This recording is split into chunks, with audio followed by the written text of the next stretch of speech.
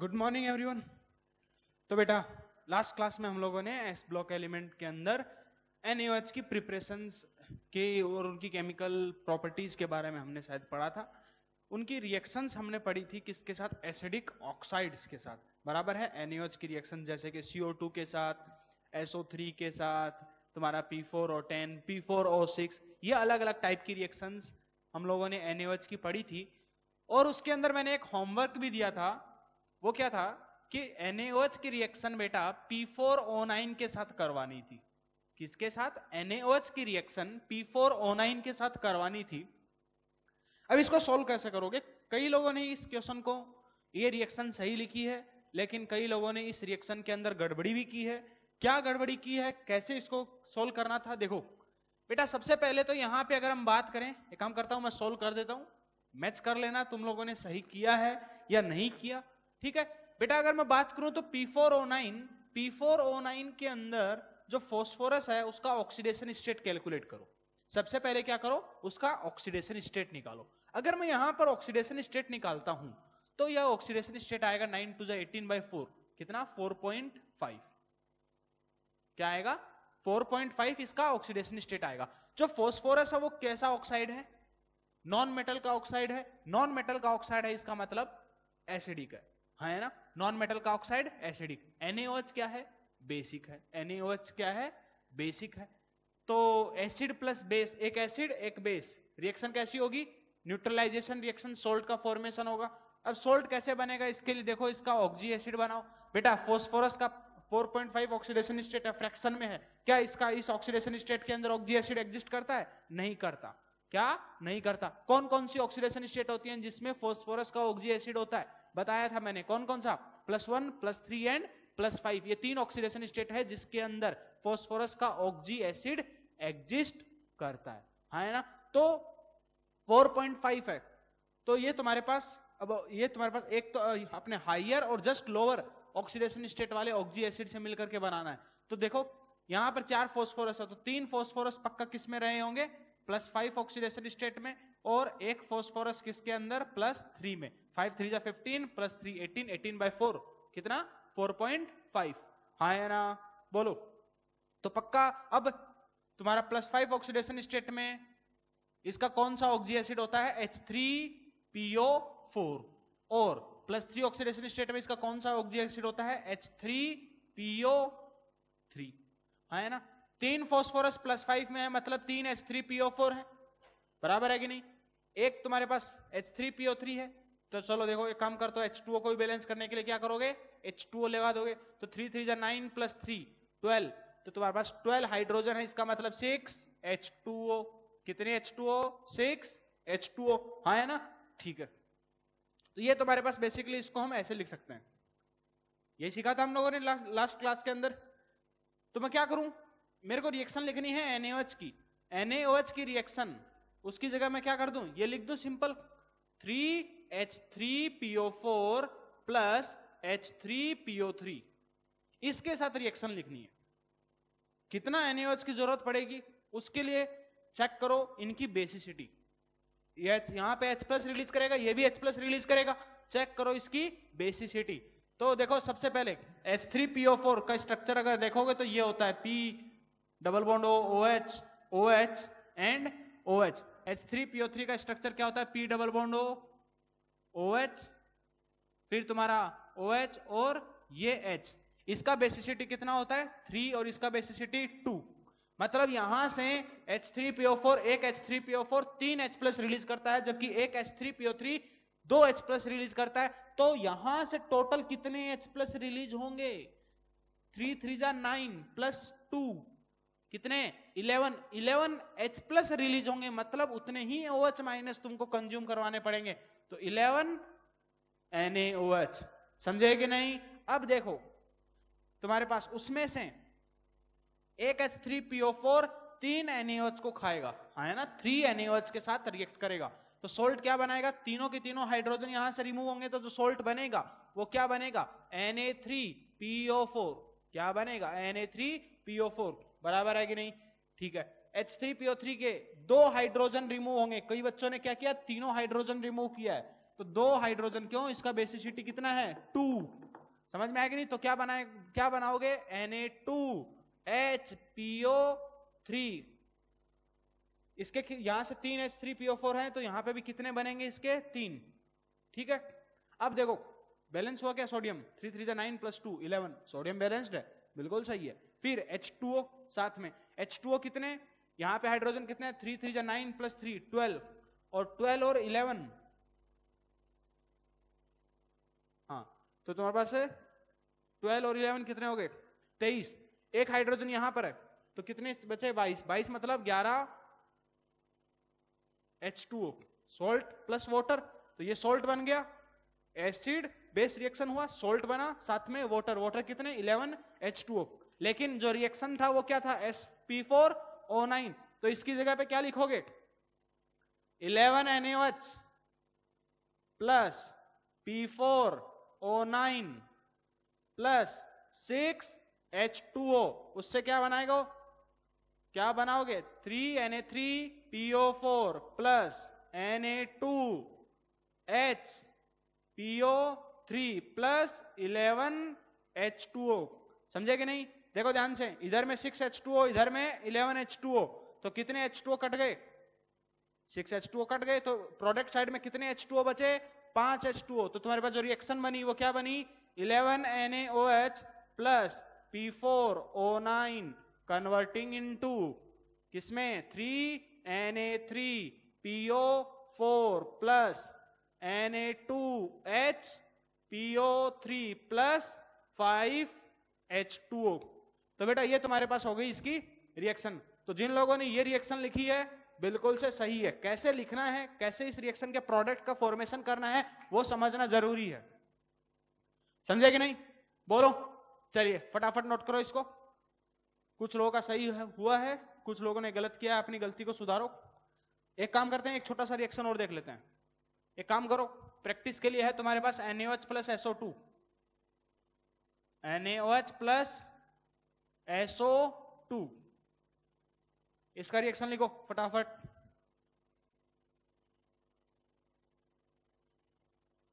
आज का जो क्लास है वो काफी ज्यादा महत्वपूर्ण क्लास है, तो बी एनर्जेटिक। चलिए मिटा दूं,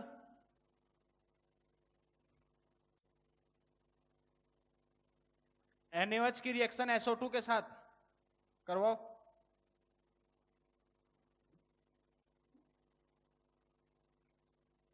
चलिए देखिए बेटा, NaOH है, क्या है NaOH प्लस SO2, ठीक है।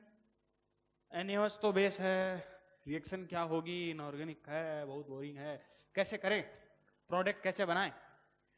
तो बेटा ध्यान से देखें तो सल्फर, यहां पर सल्फर का ऑक्साइड है, सल्फर का ऑक्साइड है, नॉन मेटल का ऑक्साइड है, कैसा होगा एसिडिक ऑक्साइड होगा। NaOH बेस है, एसिड बेस रिएक्शन, सोल्ट बनेगा। सोल्ट बनाए कैसे, सल्फर यहां पे अगर ध्यान से देखें तो सल्फर का जो ऑक्सीडेशन स्टेट है SO2 में, जो सल्फर है उसका ऑक्सीडेशन स्टेट है +4, क्या है +4। +4 में उसका कोई ऑक्सी एसिड होता है क्या? बिल्कुल होता है, कौन सा H2SO3, रिडॉक्स के अंदर स्ट्रक्चर्स पढ़ी है हमने, हाँ है ना, क्या H2SO3 सल्फर का +4 ऑक्सीडेशन स्टेट में क्या होता है, इसका ऑक्सी एसिड होता है, एक ये लोन पेयर sp3, इसका हाइब्रिडाइजेशन, ये सब चीजें पूछ ली जाती हैं। जरूरी नहीं है कि केवल इसी से रिएक्शन दे देगा, बोल देगा बताओ जो प्रोडक्ट है उसका हाइब्रिडाइजेशन क्या है, इस हिसाब से पूछ लेगा। तो देखो यहां पर H2SO3 क्या है, उसका SO2 का यहाँ पे ऑक्सीडेशन स्टेट निकालोगे तो H2SO3 में भी +4 है, तो मतलब SO2 के अंदर तुम्हारे पास जो सल्फर है उसका +4 ऑक्सीडेशन स्टेट में ऑक्सी एसिड होता है कि नहीं? ठीक है, अगर ऐसा है, क्या अगर ऐसा है तो क्या करोगे, सिंपल H2SO3 प्रिपेयर करने के लिए क्या करोगे, सिंपल SO2 में एक H2O तुमने डाल दिया, तो क्या बन गया H2SO3। अब ध्यान से देखो H2SO3 का बेसिसिटी कितना है 2, इसका जो बेसिसिटी है वो कितना है 2, मतलब 2H प्लस रिलीज कर सकता है क्योंकि 2H हैं जो तुम्हारे पास डायरेक्टली ऑक्सीजन से अटैच्ड है। कितने? 2 हाइड्रोजन एटम है जो डायरेक्टली ऑक्सीजन से अटैच्ड है। हाँ है ना? तो एक काम करो, मेरे को वो लिखना है। तो सबसे पहले हमारा जो मेथड था वो क्या था? NaOH, उसकी जगह मैं क्या लिख दूं? सिंपल H2SO3 प्रोडक्ट बनाओ। ये एसिड ये बेस। एक H2SO3 कितने को खाएगा? 2 NaOH को, क्योंकि 2 उसका बेसिसिटी है कि नहीं? तो 2 NaOH को खाएगा। तो इसका जो प्रोडक्ट बनेगा वो क्या बनेगा? Na2SO3 प्लस कितने वाटर? 2 OH माइनस खाया, 2 H प्लस निकले तो 2H2O। समझे कि नहीं? अब देखो रिएक्शन बैलेंस्ड है क्या? बिल्कुल बैलेंस्ड है। H2SO3 की जगह मैं क्या लिख सकता हूं? SO2 प्लस H2O, तो 2NaOH plus SO2 plus water, उससे क्या बनेगा? Na2SO3 plus 2H2O। बेटा एक H2O को उड़ा दो तो क्या बचा? 2NaOH plus SO2। तो तुम्हारे पास ये आ गई फाइनल रिएक्शन। समझे कि नहीं? तो इस हिसाब से इस रिएक्शन का प्रोडक्ट बन गया हमारे पास। इनऑर्गेनिक के हम लोग प्रोडक्ट बना सकते हैं। तो इस हिसाब से क्वेश्चंस आएंगे। तो आई होप तुम लोग रिएक्शन देख करके घबराओगे नहीं, डरोगे नहीं। ठीक है? तो बेटा ये हमारे पास दो तरह की हम लोगों ने रिएक्शंस पढ़ ली, केमिकल प्रॉपर्टीज पढ़ ली NaOH की, क्योंकि हालांकि अभी हम बात NaOH में ही कर रहे हैं, तो NaOH में अभी भी टाइम लगेगा क्योंकि काफी कुछ उसमें हम डिस्कस करेंगे। चलिए अब बेटा देखो, नेक्स्ट अब हमारे पास है थर्ड NaOH की उसकी प्रॉपर्टीज में रिएक्शन विथ एसिड। अभी तक हमने जो बात की वो की एसिडिक ऑक्साइड के साथ, अब हम प्रॉपर एसिड के साथ बात करते हैं। रिएक्शन विथ एसिड, तो सिंपल सा कंसेप्ट है कि एसिड के साथ रिएक्शन करेगा कौन? NaOH। तो क्या बनाएगा? सॉल्ट बनाएगा, साथ में वाटर। खत्म, ज्यादा दिमाग ही नहीं लगाना है। जैसे कि NaOH की रिएक्शन अगर हम H2SO4 के साथ करेंगे तो प्रोडक्ट क्या बनेगा? बेटा H2SO4 है, 2H प्लस रिलीज करेगा क्या, और यहां से 2 OH माइनस खाएगा। ये दो हमारे पास, इसका बेसिसिटी 2, इसका एसिडिटी 1, 2 NaOH की रिक्वायरमेंट होगी। तो सोल्ट क्या बनेगा? यहां से पॉजिटिव को आपस में एक्सचेंज कर दो, Na2SO4 प्लस 2H2O। समझ में आया कि नहीं? जैसे मान लो एक और रिएक्शन लिख लेते हैं, NaOH प्लस किसका? HCl। तो मैं क्या करूंगा? ये इसका बेस, यहां पर एक HCl से एक H प्लस रिलीज हो सकता है, NaOH से एक OH माइनस, सोल्ट बनेगा, एक एसिड एक बेस। NaCl तुम्हारा सोल्ट बनेगा प्लस वाटर। तो NaOH जो है वो एसिड्स के साथ इस हिसाब से रिएक्शन करके क्या करता है? अपने साथ में सोल्ट प्लस वाटर का फॉर्मेशन करता है। ठीक है? ये हमारे पास था थर्ड टाइप की रिएक्शंस। अब अगला है हमारे पास बेटा reaction with non metals. Non metals के साथ NaOH की रिएक्शन।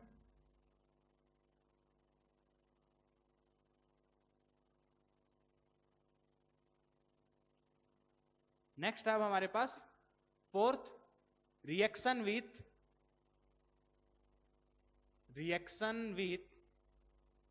Non metals. क्या? Reaction with non metals.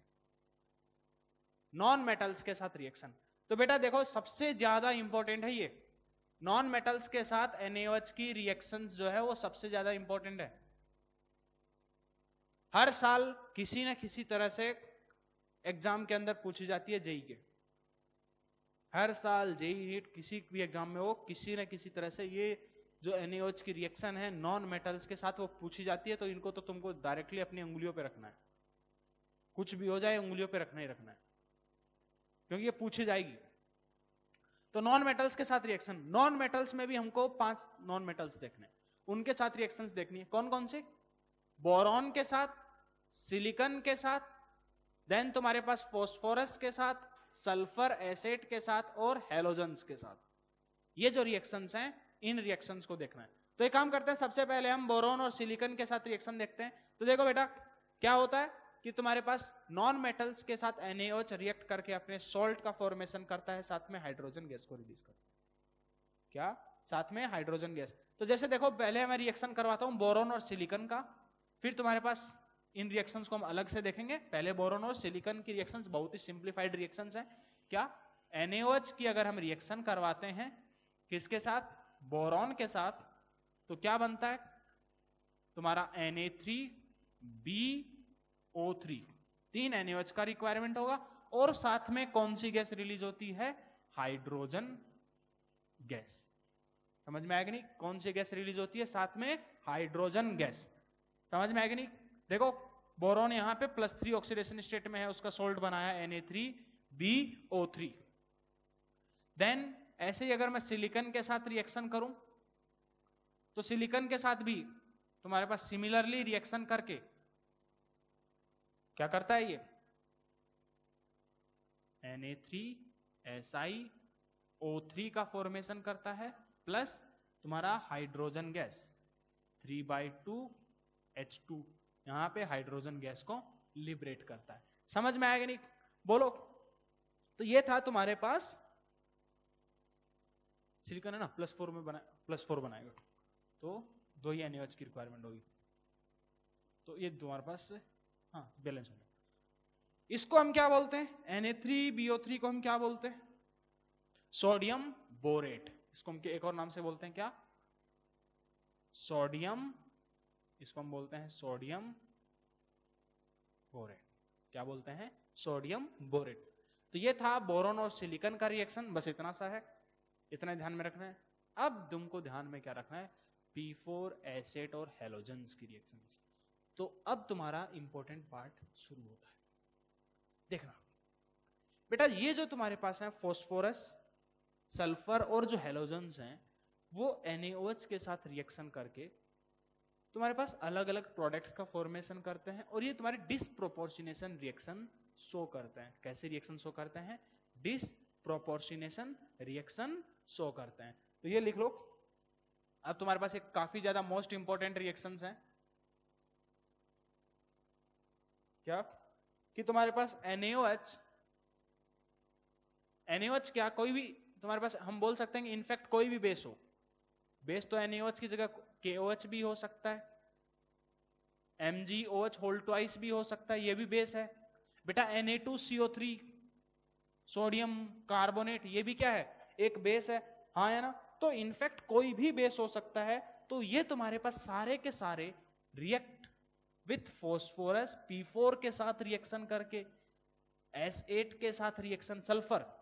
देखो कई बुक्स में एसिड लिखा हुआ मिलेगा, कई बुक्स में सल्फर लिखा हुआ मिलेगा, तो उससे कंफ्यूज मत होना, कोई फर्क नहीं पड़ता उससे। S8 हो, हैलोजेंस, हैलोजेंस में कौन कौन से? Cl2, Br2 और I2। F2 की बात नहीं कर रहे हैं, F2 की क्यों नहीं कर रहे हैं वो भी बताऊंगा मैं। रिएक्ट जो कोई भी तुम्हारे पास बेस हो, मैंने क्या बोला अभी? चाहे कोई भी बेस हो। एग्जाम में यही कि तुम्हारे पास क्या होता है कि NaOH की जगह KOH दे सकता है, MgOH होल ट्वाइस दे सकता है। समझ में आएगा नहीं? MgO दे सकता है। तो MgO मैग्नीशियम, जैसे मान लो ऑक्साइड दे दिया मैंने, मेटल का ऑक्साइड है, बेसिक है, बेस है, इसकी रिएक्शन P4 के साथ। तो तुम्हारे पास यही मैंने लिखा है यहां पर कि इनफैक्ट कोई भी बेस हो, इनफैक्ट तुम्हारे पास एनी बेस, तो क्या कि दीज एलिमेंट्स, ये तुम्हारे पास जो भी कंपाउंड, ये जो एलिमेंट्स हैं, these elements react and shows disproportionation reaction. क्या करते हैं? डिसप्रोपोर्शनेशन रिएक्शन को शो करते हैं। समझे कि नहीं? बहुत ज्यादा इंपॉर्टेंट है। क्यों? अब देखो ये डिसप्रोपोर्शनेशन रिएक्शन शो कर रहे हैं, तो यहां पर हमने F2 की बात नहीं की। क्यों? क्योंकि बेटा फ्लोरीन तुम्हारे पास मोस्ट इलेक्ट्रोनेगेटिव एलिमेंट है, वो केवल -1 ऑक्सीडेशन स्टेट शो करता है, हाँ है ना? वो कभी भी डिसप्रोपोर्शनेट नहीं करता। तो F2 ये डजंट डिसप्रोपोर्शनेट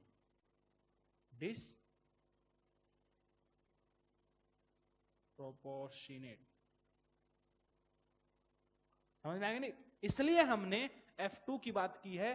तुम्हारे पास ये केवल Cl2 Br2 और I2 के लिए हमने रिएक्शंस देखी है, F2 के लिए हम लोग ये बात नहीं करते हैं। समझ में आएगा नहीं? चलिए अब हम लोग सबसे पहले इसकी रिएक्शन पढ़ते हैं विथ फॉस्फोरस। क्या रिएक्शन विथ फॉस्फोरस? तो बेटा फॉस्फोरस की रिएक्शन अब हम लोग पढ़ते हैं। P4 की रिएक्शन NaOH के साथ, तो क्या बनता है तुम्हारे पास यहां 3H2O PH3 phosphine plus NaH2PO2। हाँ, तो तुम्हारे पास ये प्रोडक्ट का फॉर्मेशन होता है। रिएक्शन बैलेंस्ड है क्या? ये 3PH3 3 3 9 2 11 3 2 6 7 फॉस्फोरस 3 और 1 4 हो गए। ऑक्सीजन की अगर बात करें तो ये लो 9 4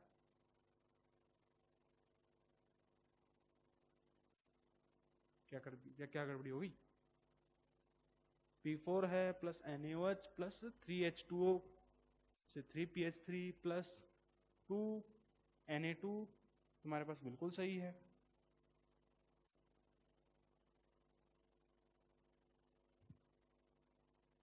या 3PH3 नहीं, ये तुम्हारे पास क्या इसका, हाँ ये 3 ये बनेगा। अब रिएक्शन बैलेंस हो गई। तो 3 सोडियम, देखो 3 2 6 प्लस 3 9 3 2 6 प्लस 3 9। हाँ अब पूरी रिएक्शन बैलेंस्ड है। समझे कि नहीं? तो इस हिसाब से अब देखो इसका थोड़ा सा, ये तुम्हारे पास बहुत ज्यादा इंपॉर्टेंट रिएक्शंस है। देखो P4 phosphorus initially 0 oxidation state में था। PH3 के अंदर ऑक्सीडेशन स्टेट क्या है? -3 है। NaH2PO2 में ऑक्सीडेशन स्टेट क्या है? +1 है। क्या है? +1 ऑक्सीडेशन स्टेट है NaH2PO2 में। ठीक है, अब देखो कैसे इस रिएक्शन का मैकेनिज्म तो हालांकि तुमको ध्यान में नहीं रखना है, लेकिन फिर भी चलो मैं बता देता हूं। एक इस रिएक्शन का मैकेनिज्म बता देता हूं, बाकी तुमको ये रिएक्शन बस सीधे ध्यान में ही रखनी है, याद ही करनी पड़ेगी, इसका कोई उपाय नहीं है। तो जैसे देखो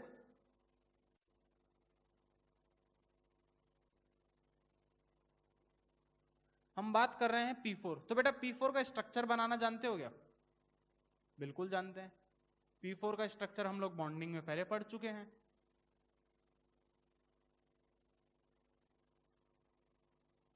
हाँ है ना? क्या करेंगे? सबसे पहले एक काम करो, 3H2O से इसको हाइड्रोलिसिस करवाओ। क्या करवाओ? तुम P4 का, देखो हमने H2O यूज किया है, 3H2O से पहले हाइड्रोलिसिस करवाओ। किस हिसाब से? H एक जगह पे OH, ऊपर वाले को क्या करते जाओ? H देते जाओ।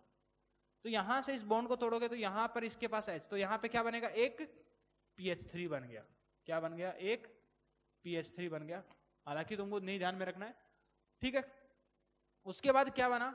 ये P, ये P, इनके बीच में एक बॉन्ड, ये P, फिर तुम्हारे पास यहां पर OH, देखो, फिर यहां पर OH, और इस फॉस्फोरस के पास भी देखो यहां से OH आएगा, तो यहां पर भी ये OH, बराबर है कि नहीं? अब क्या करो? फिर से एक काम करो, इनको हाइड्रोलिसिस करो। तो क्या करोगे? देखो यहां पर H, यहां पर OH, यहां पर OH, यहां पर H, यहां पर H, यहां पर OH, अल्टरनेट दिया है मैंने, H OH H OH H OH, बराबर है कि नहीं? अल्टरनेट। इस हिसाब से ब्रेक करो तो क्या बनेगा? देखो तुम्हारे पास P, हर एक फॉस्फोरस पे 2 OH आएंगे। देखो यहां पे भी एक OH और एक OH, तो हर एक फॉस्फोरस पे क्या बनेंगे? 3। तुम्हारे ये क्या बनेंगे? P, ये OH, OH और ये H, बराबर है कि नहीं। ये तुम्हारे पास क्या करते हैं, ये तुम्हारा अनस्टेबल होता है तो ये तुरंत क्या करेगा, टॉटोमराइज करेगा। टॉटोमराइजेशन पढ़ चुके हो तो ये क्या बनेगा, P डबल बॉन्ड O, ये H, ये H और ये OH। समझ में आएगी नहीं। तो देखो तुम्हारे पास कितने मोल बने, 3 मोल, बराबर है कि नहीं। तो बेसिकली तुम्हारे पास ओवरऑल कितने H2O लगे, कितने H2O लगे, 3H2O प्लस 3H2O यहां पर, 6H2O यहां पर लगे। तो तुम्हारे पास जो फाइनली यहां पर जो प्रोडक्ट बना, एक काम करते हैं उधर से मिटा देता हूं,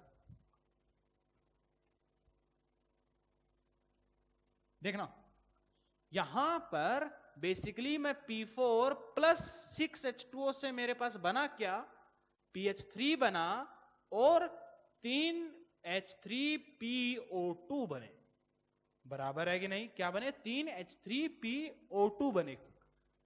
अब यहां पर फिर से देखो रिएक्शन वही होगी। अब ये जो PH3 है बेटा, इसमें जो हाइड्रोजन है ये एसिडिक हाइड्रोजन नहीं है। क्या, PH3 में जो हाइड्रोजन है वो एसिडिक हाइड्रोजन नहीं है, लेकिन H3PO2 के अंदर एक एसिडिक हाइड्रोजन है, देखो ये वाला, बराबर है कि नहीं।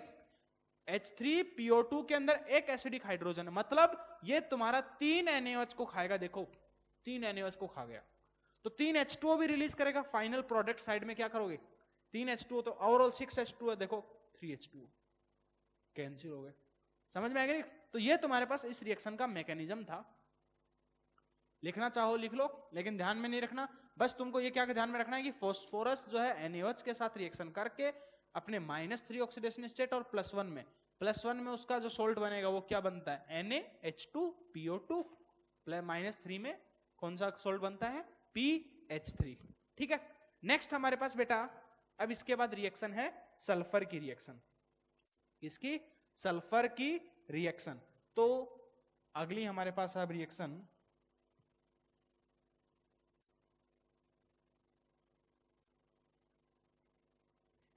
ऑफ, अच्छा फटाफट नोट करो, विथ सल्फर। बेटा सल्फर में जो तुम्हारे पास जनरली लिखा रहता है वो S8 की हम बात करते हैं। S8 की जब हम बात करते हैं NaOH के साथ, तो अभी मैंने क्या बताया, ये सब के सब क्या करते हैं, डिसप्रोपोर्शनेशन रिएक्शन शो करते हैं। सबके सब क्या करते हैं, डिसप्रोपोर्शनेशन रिएक्शन शो करते हैं। मतलब जैसे यहाँ पे फास्फोरस 0 से -3 में भी गया और +1 में भी गया, डिसप्रोपोर्शनेशन रिएक्शन शो कर रहा है।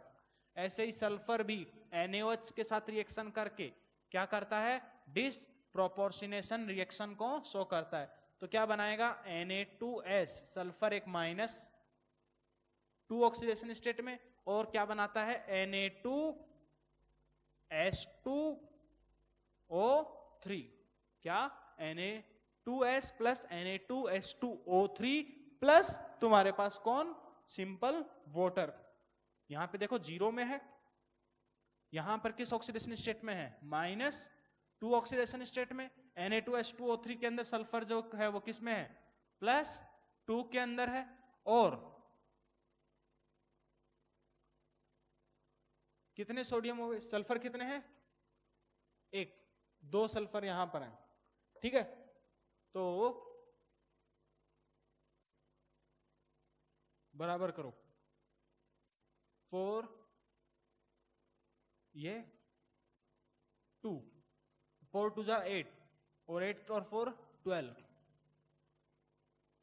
बराबर है। फिर H2O कितने होंगे, जितने यहां पर हाइड्रोजन कितने हैं, 12 हाइड्रोजन, तो इधर में 6 H2O, क्या 6 H2O, समझे कि नहीं। ये था तुम्हारे पास सल्फर की रिएक्शन विथ NaOH। ठीक है, तो ध्यान में रखना है, इस रिएक्शन को भी डायरेक्टली याद ही करना है बेटा। इसका कोई तुमको कितनी भी शॉर्ट ट्रिक पता कर लो, कोई काम में नहीं आएगी। एग्जाम में लास्ट में तुमको अगर याद होगा तो ही स्ट्राइक करेगा, वरना बिल्कुल नहीं करेगा। और ये जो सल्फर है इसकी रिएक्शन बहुत ज्यादा इंपॉर्टेंट है, समझ में आएगी। देखो ध्यान से, इसको हम क्या बोलते हैं, सोडियम थायोसल्फेट। याद करो, तुम्हारा रिडॉक्स के अंदर रिडॉक्स टाइट्रेशन करवाने के लिए हम लोग इसको यूज करते हैं, बराबर है कि नहीं। चलिए अब अगला हम पढ़ते हैं रिएक्शन विथ हैलोजेंस। क्या? Reaction with halogens. तो बेटा हैलोजेंस के साथ थोड़ा सा इंपॉर्टेंट रिएक्शन है। क्या? हैलोजेंस के साथ थोड़ा सा इंपॉर्टेंट रिएक्शंस है। हैलोजेंस में बेटा हम लोग दो तरीके से बात करते हैं। क्या? सबसे पहले तो कौन से हैलोजेंस की? केवल Cl2 की, Br2 की, और हम बात करते हैं I2 की।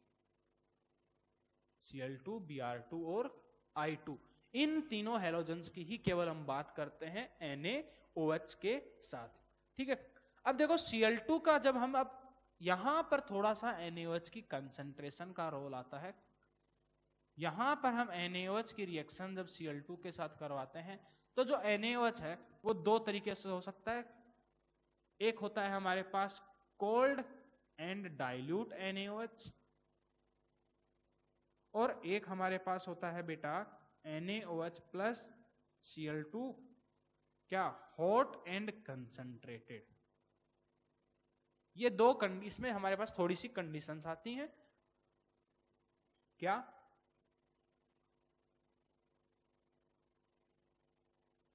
कि हम NaOH की जब रिएक्शंस करवाते हैं तो दो तरीके से करवाते हैं। एक बार हैलोजेंस की reaction cold and dilute NaOH के साथ, एक बार हॉट एंड कंसंट्रेटेड NaOH के साथ, और दोनों में तुमको प्रोडक्ट डिफरेंट देखने को मिलते हैं।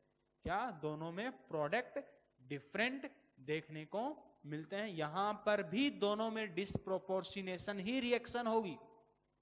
क्या? दोनों में डिसप्रोपोर्शनेशन रिएक्शन ही होगी। यहां पर जो हमारा प्रोडक्ट बनता है वो क्या बनता है? NaCl plus NaClO। समझ में आएगी नहीं? साथ में वाटर, साथ में क्या? वाटर। देखो Cl -1 में है और +1 में है। -1 और +1 कब? कोल्ड एंड डाइल्यूट NaOH के साथ। कोई इसका उपाय नहीं है, तुमको बस ध्यान में रखना है। अभी देखो कुछ चीजें हैं तो है, वैसे ही इसको रिएक्शन को ध्यान में रखोगे तो तुम्हारा, क्योंकि हमको एग्जाम करेक्ट करना है अभी, एग्जाम के पॉइंट ऑफ व्यू से हमारे लिए ये तुमको डायरेक्टली ध्यान में रखना पड़ेगा। ऐसे ही अगर हम हॉट और कंसंट्रेटेड NaOH के साथ बात करेंगे तो ये वाला प्रोडक्ट तो सेम रहता है NaCl, लेकिन जो दूसरा है तुम्हारे पास हॉट एंड कंसंट्रेटेड में, वो क्या करता है? ज्यादा ऑक्सीडाइज कर जाता है, हायर ऑक्सीडेशन स्टेट में जाता है। वो क्या बनाता है? NaClO3 साथ में वाटर। क्या? साथ में वाटर। रिएक्शन बैलेंस्ड है क्या? नहीं। क्या करोगे? यहां पे 2 NaOH। देखो पूरा का पूरा ऊपर वाला रिएक्शन भी बैलेंस्ड है, नीचे वाला रिएक्शन में तुम्हारे पास NaClO3 है, क्लोरीन तो बैलेंस्ड है, सोडियम यहां पर 2, ऑक्सीजन 3 और 1, यहां पर 4 है। तो मेरे को रिएक्शन बैलेंस करना पड़ेगा, तो 3 और 1 4, तो 4 NaOH लगाऊंगा। क्या लगाऊंगा? 4 NaOH। तो हाइड्रोजन 3 2 5, क्या? 3 और 2 5 ऑक्सीजन हो गए, हाँ है ना? तो अब 5 ऑक्सीजन होते ही तुम्हारे पास ये कितने हो जाएंगे? इसको भी बैलेंस करना पड़ेगा। तो 3 काम करते हैं,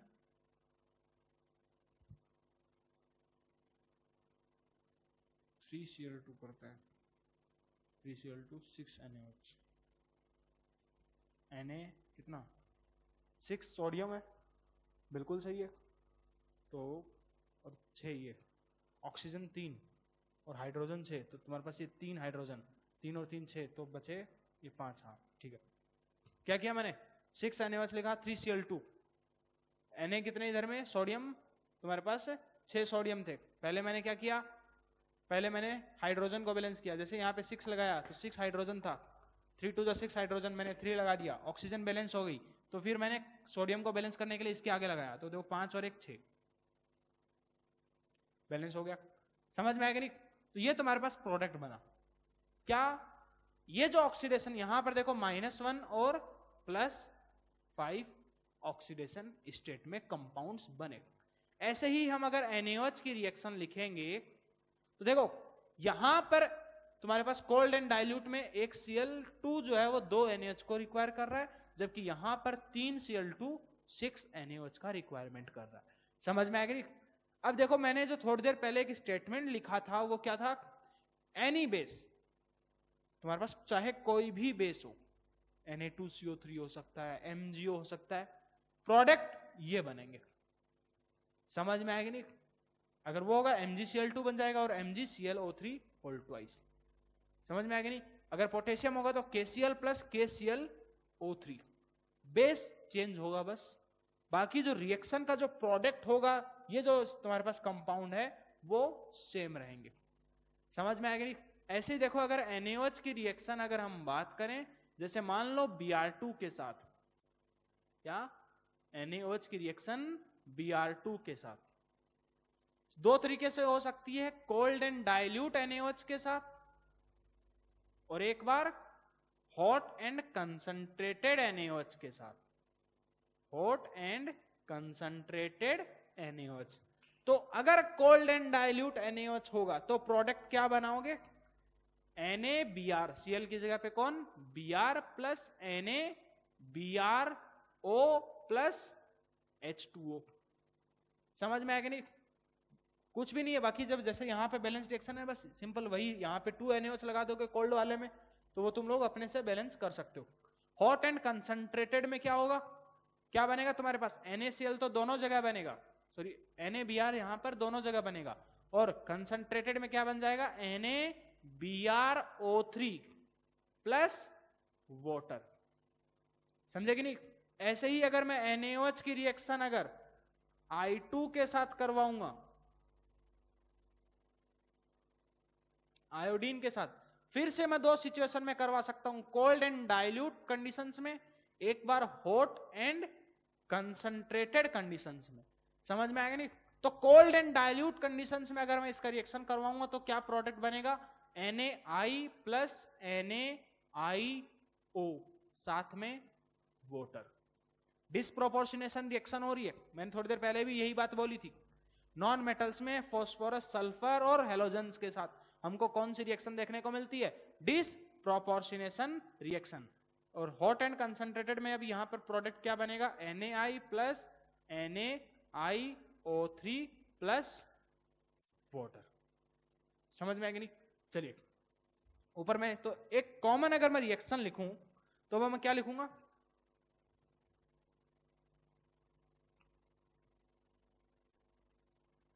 अब NaOH की रिएक्शन अगर हेलोजेंस X2 के साथ में करवाता हूं, किसमें, कोल्ड एंड डाइल्यूट में,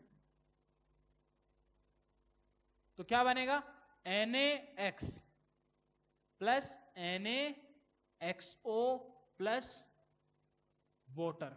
बैलेंस रिएक्शन अगर लिखोगे तो क्या लिखोगे, यहां पर 2 NaOH बराबर है कि नहीं, कोल्ड एंड डाइल्यूट के अंदर X क्या हो सकता है तुम्हारे पास, Cl, Br और I में से कोई भी।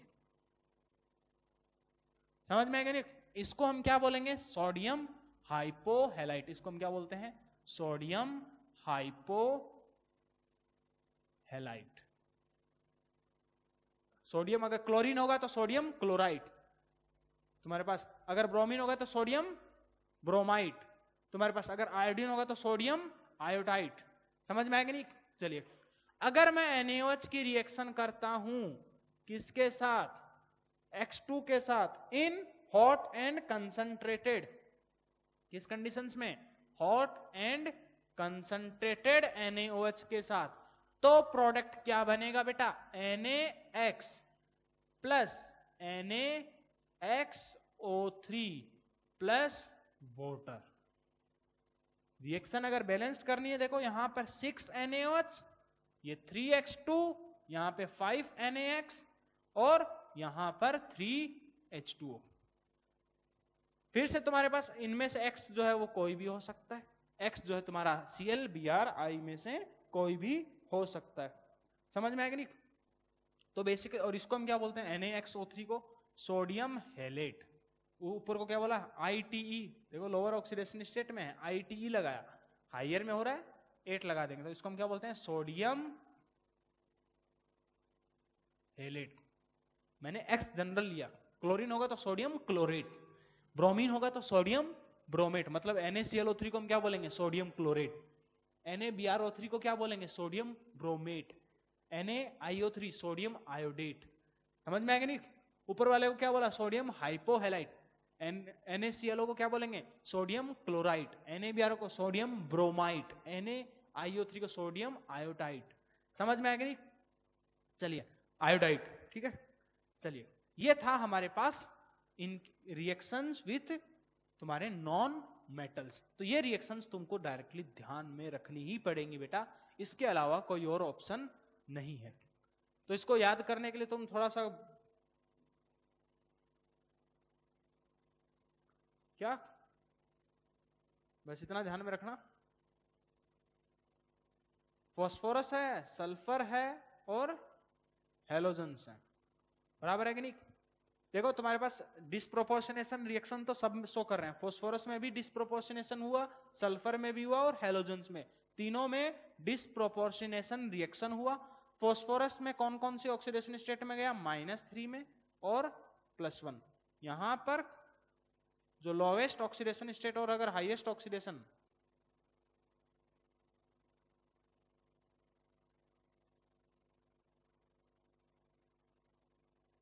तो फास्फोरस के अंदर -3 तुम्हारा लोवेस्ट था। क्या था प्रोडक्ट, NaCl, सॉरी NaCl का बोल रहा, PH3। वो क्या था, PH3 NaOH के साथ, +1 में यहां पर क्या था, NaH2PO2, बराबर है कि नहीं? सल्फर में बेटा लोवेस्ट में था -2 और हाईएस्ट में क्या था, +2। लोवेस्ट में क्या था, Na2S और हाईएस्ट में क्या था, Na2S2O3। अगर एक जगह समराइज करें तो इस हिसाब से हम लिख सकते हैं। हेलोजन्स में बेटा तुम्हारे पास दो कंडीशंस थी, एक बार कोल्ड एंड डाइल्यूट, एक बार तुम्हारे पास था हॉट एंड कंसंट्रेटेड। तो देखो कोल्ड एंड डाइल्यूट के अंदर तुम्हारे पास या हॉट एंड कंसंट्रेटेड, दोनों में लोएस्ट ऑक्सीडेशन स्टेट तो सेम था, सबके अंदर -1। सब में जो कोल्ड एंड डाइल्यूट हो, चाहे तुम्हारे पास हॉट एंड कंसंट्रेटेड हो, ऑक्सीडेशन लोएस्ट ऑक्सीडेशन स्टेट तो सेम रहा। हाईएस्ट ऑक्सीडेशन स्टेट में चेंज हुआ, तुम्हारे पास यहां पर क्या था, +1 और यहां पर क्या था, +5। समझे कि नहीं? तो ये तुमको ध्यान में रखना, ये +1 वाला कौन है, NaXO, और ये क्या है, NaXO3, और ये क्या है, NaX। इस हिसाब से एक साथ इन तीनों सारी की सारी जो हमने P4 और फास्फोरस, सल्फर और जो हेलोजन्स है उनकी रिएक्शंस को एक हमने यहाँ पे शॉर्ट फॉर्म में टेबल के अंदर समराइज किया है, ठीक है। तो ये हमारे पास थी टोटल इनऑर्गेनिक के अंदर नॉन मेटल्स की NaOH के साथ बेसिक रिएक्शंस, ठीक है। चलिए नेक्स्ट अब हम पढ़ते हैं रिएक्शन विथ मेटल्स, उसको हम लोग अगली क्लास में पढ़ेंगे। तब तक के लिए काम करो, इन सारी रिएक्शंस को याद कर लेना अच्छे से। रिएक्शन विथ मेटल्स अब हमारे पास अगला टॉपिक होगा NaOH की।